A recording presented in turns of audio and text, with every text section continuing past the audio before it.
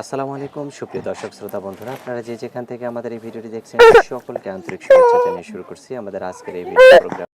আপনারা দেখতে পাচ্ছেন ক্যামেরার সামনে নিয়ে এসেছি একটা সুন্দরী আপুকে, তার কথাগুলো আপনাদের সামনে তুলে ধরবো। চলুন শুনে আসা যাক এই মিষ্টি আপুর কথাগুলো। আসসালামু আলাইকুম আপু। ওয়ালাইকুম আসসালাম। কেমন আছেন আপনি? ভালো নাই ভাই, কষ্ট ভালো নাই? আছে না। খুব কষ্টে আছেন? জি, আপনার অনেক কোলে একটা কষ্ট। বাচ্চা দেখছিলাম, সে বাচ্চাটা কে আপনার? বাচ্চাটা আমার ছেলে। আপনার ছেলে? জি, আমার বাচ্চাটার ছেলে। বয়স কত? এই ৭ মাস চলতেছে। 7 মাস চলতেছে? জি, তো একটা বাচ্চাকে নিয়ে স্বামী থাকতে ক্যামেরার সামনে কেন আসলেন? স্বামী নাই ভাইয়া। স্বামী নাই? না, তো স্বামী নাই কেন? স্বামী মনে কর কিছুদিন হয় গাড়িতে গাড়ি চালাইতো তো, বলে স্বামীটা মারা গেছে। ইন্না লিল্লাহ। তো এখন কিভাবে চলতেছেন আপনি? অনেক কষ্ট চলত, এখন কিভাবে চলতেছেন আপনি? অনেক কষ্ট চলতেছে ভাই। অনেক কষ্টে চলতেছেন? জি, মানে থাকেন কার কাছে এখন? থাকি খালা আছে, আমি বাসা ভাড়া থাকি। বাসা ভাড়া থাকেন? বাসা গ্রামের ভাড়া বাড়ি থাকি। কোথায় আপনার? গ্রামের বাড়ি এসে কুমিল্লা। এখন কোথায় থাকেন? ঢাকা থেকে। কি করেন ঢাকায়? ঢাকা মিশিংয়ের কাম করি। কি মেশিনের কাজ করেন? সেলাই মেশিনের, জামা সেলাই কাপড় মেশিনের কাজ সেলাই। করেন? হ্যাঁ, কত টাকা পান আপনি? এখানে পায় ডেলি ৩০০ ৪০০। মনে দিনে কর ইফতিয়ার আইলে একটু ২-৩ বেশি হাজার হয় আর টাকা। কি। তো এখন সেই কাজ করে কি আপনার সংসার চলতেছে না? চলতেছে, মেশিনটা নষ্ট হয়ে গেছে ভাই। আমরা মানে আপনার নিজের মেশিনেই কাজ করতেন? হ্যাঁ, আমার নিজের মেশিন। তো এখন কোন দোকানে কাজ করবেন? শ্বশুর বাড়ি আসছিলাম, পুরা কপাল দুনিয়া। স্বামীটা মারা যাওয়ার পরে শ্বশুর বাড়ি থেকে আমার বাই ফিরে দিছে।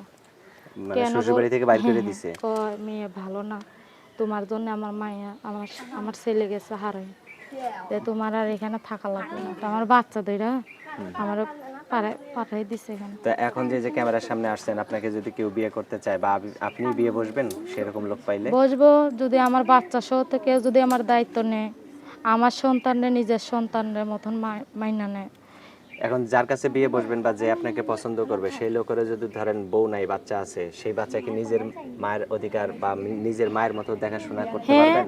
মনে করো আমার বাচ্চারা আমি যেরকম নিজের সন্তান করে দেখি না, আমি তার বাচ্চারও নিজের সন্তানের মতন দেখবো। সে যদি আমার সন্তান আর আমাকে আপন কইরা নেয়, তাকেও আমি আপন কইরা তার সন্তানও আমি ভালোবাসবো। আচ্ছা, অনেক সুন্দর কেননা কথা ভাই, বলছেন। আমার জীবনটা অনেক কষ্ট। ছোটবেলায় বিয়ে শাদী করছিলাম, আমি জীবনে কখনো জানছিলাম না যে বিয়ের পর আমার স্বামীটা হারাবে। কখনো ভাবি নাই। এখন বাজে জনে বাজে কথা কয় স্বামী খাওয়া মেয়া।